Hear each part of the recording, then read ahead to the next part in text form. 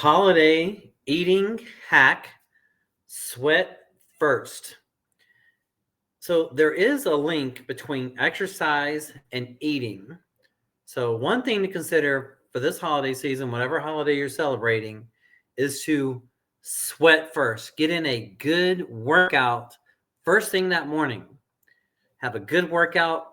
And then another little hack is if you're going to where there's a big spread for your holiday feast, consider having a little bit of each item instead of just going all crazy with one item. So this one doctor described it as the law of the taste diminishing return. You know how when you eat a piece of dessert, let's just say like a piece of pie, for example, the first bite is really crazy. Fireworks are going off. Then the second bite is also good. By the time you get to the 8th bite, 9th bite, 10th bite, it just doesn't have that same pop that the first one did. So this year, consider just getting a little bit of each thing if there are a lot of different things to choose from. And that first one or two tastes is going to be the most beneficial, the most powerful. And that's another way to kind of a little hack to consider. So exercise first, get a good workout in the morning of your holiday, and then eat little bits of everything that you want to choose from. Now, I want to talk to the big picture because fitness isn't really about whether you have one crazy day or not where you overdo it, which most people will be overdoing it. It's just common. But I feel health and fitness is a lifestyle. So I encourage you, if you're considering the lifestyle, let's do a little exercise right now that'll assist you in going down that road. The first thing I feel is very important is to have a clear, specific goal. So if you could wave a realistic magic wand and you could have your body, your health, your energy, any kind of way you want between, say, now and say a year from now, what would that be like for you? Think about that. Get clear and specific. The clearer and the more specific you can dial it down, the better. If you can, dial it down to a specific weight and a specific body fat percent. Then, if you want to take it to the next level and use the power of affirmations / prayers, wrap it up into this little affirmation prayer. I am happy and grateful now that I am, and then plug in your body weight and body fat percent. I'll break it down one more time. I am happy and grateful now that I am, plug in your body weight and your body fat percent. What that does is it programs your mind to dial down exactly what it is you want to achieve. So you're already doing it in your mind. Now you just got to work it out in the real world. Now, when I'm working with my clients or people that were on that fitness journey, I basically focus on what I call the 5 fundamentals of fitness, or the 5 principles, the 5 pillars, whatever you want to call it. Training, nutrition, recovery, supplementation, mindset. Let's take a look at each one of them and break it down. Training. And when it comes to a good training program, I feel it's important to have both a cardiovascular part of your program and strength part of your program. Imagine for a moment that we have a twin engine airplane and we're flying along. One engine is cardiovascular, one engine is strength. We're going to want both engines going strong on the airplane. You're going to want to have a strong strength training program and a strong cardiovascular program.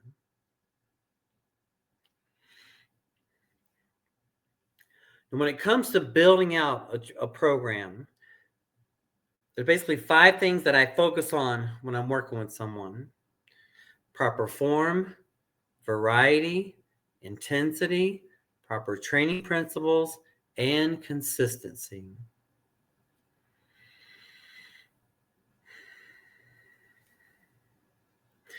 Let's look at proper form for a moment. Why would it be so important that we do proper form when we're exercising? Why is that so important? If you think about it, it's kind of common sense. On one hand, so that we don't get hurt. And that's really important because it's just going to set you back. We don't want any setbacks. And also, two, is that you're getting the most efficiency, you're getting the most value out of your time in your exercise time. When you're doing proper form, you're getting the most value. You're working the muscles that you want to work. You're not wasting time. You'd be surprised how much time you can waste doing improper form. So I'm a stickler for form, and I teach that and encourage you to be a master of exercise form. Variety. What's the benefit of changing it around time to time? Why not just do the same workout and over a year? Why change it up occasionally? Yeah, mentally, we're going to get bored of doing the same thing. A lot of times people don't like to do the same workout over and over and over and over again. Mental boredom. But then also, too, have you ever heard of a plateau? A plateau is when you get stuck. You're going to another level. You're trying to get to the next level, and you can't break through to the next level, whether it's increasing muscle or decreasing body fat. But variety, mixing it up, changing it, can assist you in that continued progression where you break through the plateaus. Let's look at intensity. What comes to mind when you think about the power of intensity or the principle of intensity in an exercise program? Well, imagine for a moment we're doing a pressing exercise and we're going for, say, 12 repetitions. We're into 8, 9, 10, 11, 12. We barely get that 12th one, but we got it. What's the most beneficial part of that set? The first few reps or the last few reps? Be the last few, right? And why the last few? That's where the overload occurs. That's where the breakdown occurs. If your muscles could talk, that's where they'd say, I better grow back more muscle to deal with that stress. We talked about proper form, variety, intensity. Let's look at proper training principles. There's all sorts of training principles: compound sets, drop sets, supersets, up and down the rack, 21s, partials, and I could go on and on. That's one way to add variety, but it's another way to just keep your body going in the progression, continued progression. We have a lot of training principles in our arsenal. And if you don't know what they are, you want to familiarize yourself with them, go to your Google or ChatGPT and look it up. What are training principles and how can I use them? So we talked about proper form, variety, intensity, proper training principles, and the last but not least is consistency. Now, what comes to mind when you think about the power of consistency in an exercise program?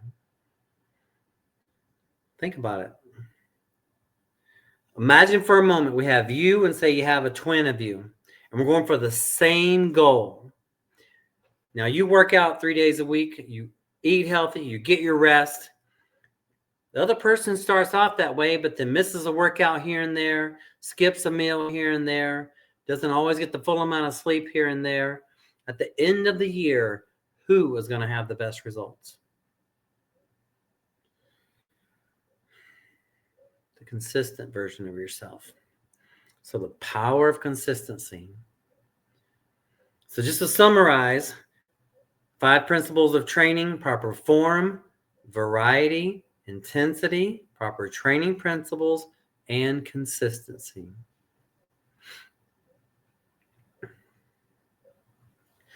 Let's take a look at nutrition. Now imagine for a moment that we want to build a beautiful 2-story house from scratch. And imagine that we only have half of the materials necessary to build the house. How far are we going to get? Halfway, part of the way, right? The foods that you and I eat on a daily basis are the supplies that goes towards building our bodies, like the supplies necessary to build the house. So what I recommend considering a balanced diet of fruits and vegetables and whole grains and plant-based proteins like legumes, lentils, nuts, and seeds. Now, imagine for a moment that we have a fireplace. And on one hand, we have a stack of oak wood. And on the other hand, we have a stack of paper. And not including, kindling and getting the fire started. But if you had to choose between the oak wood or the paper to burn in your fireplace consistently, which one would you pick and why? Well, most of us would pick the oak wood. And why? Because it's going to burn longer, slower, more efficiently. Junk food, sugars, alcohol, they're going to burn like paper. Paper burns real fast, quickly. But oak wood is going to burn slow. It's like fruits and vegetables and healthy proteins and healthy grains. Let's take a look at recovery. When it comes to recovery, I feel this is an underrated one because it's something that we can all do. And the more I've been studying about it, the more the leading experts believe that sleep is probably the number one thing we can all do to increase our health by the most measure. So I encourage you to consider the range is 7.5 to 9 hours sleep is the range. Everybody is a little different, but one of my clients, he's a neuroradiologist, and he says that at least have a sleep opportunity window. So if you want to so for me, I'm grateful. I choose a sleep opportunity of 9 hours. Now I might get 8 to 8.5 good hours of sleep in that time. But that's about my max. That's what I want. I want to maximize, and I want you to maximize. So at least give yourself the window. What time you go to bed, time you wake up. 10 to 6, okay, you have an 8-hour window. 9 to 6, you have a 9-hour window. 9 to 7, you have a 9-hour window. You do you, but just think about it, be intentional. How can you increase your sleep quality? One is to not eat any high sugars 3 hours before sleep time. We want to optimize our growth hormone, and we do that by not pushing insulin. Insulin, the way I understand it, insulin is pretty much blocking growth hormones. If we have carbs, simple carbs, particularly right before bed, we're blocking our growth hormone production. If you have an alcoholic beverage right before bed, you're blocking your growth hormone production. So to optimize that, zero sugars 3 hours before sleep time. Then, of course, minimize screens an hour before. Set the room temperature real cold. Make the room dark or put blockers on your eyes. Just set it up something you're happy with, and that every night you can be real consistent. So we talked about training, nutrition, recovery. Let's look at supplementation. I feel there are basically two major categories of supplementation: nutritional supplementation and enhancement performance supplementation. Nutritional supplementation is like smoothies, protein drinks. And enhancement supplementation is like creatine, prescription medications. They're all helpful, but the main things are exercise, nutrition, recovery, then we supplement. And last but not least is the mindset. And that's just really tops it all off. A lot of professional athletes, Use the power of visualization, seeing yourself in the future exactly how you want it to be. I encourage you, decide what your goal is, and then visualize it. Picture it in your mind. Hold it there. Go to sleep thinking about it. Wake up thinking about it. Go to work thinking about it. Use your affirmations. I am happy and grateful now that I am. And then state your goal. And back it up with action, training, nutrition, recovery, supplementation, and mindset.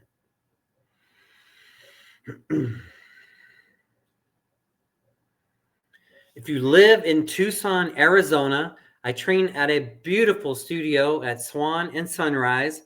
And if you're interested in doing some personal training, please reach out to me. I'm very passionate and love what I do, would love to talk to you about it. If you live outside of Tucson, Arizona, we can still work together. I have a service called Personal Fitness Concierge, and that's where I meet with you one-on-one, go over your goals, set you up a program custom to you, and then hold you accountable to it. And we work together hand in hand on your journey. If you're interested in that, please send me a message. My phone number is going to be inside the description of the video. I'll just put it out here, 520-400-9573. Message me the word fit, and then we'll schedule a consultation. We'll go from there. It may or may not be a fit, but it may. So if you're curious, consider reaching out about either one, personal training or fitness, personal fitness concierge. All right, be blessed. Have a wonderful holidays, and I'll be back with more fitness content. And be blessed, and see you next time. Bye for now.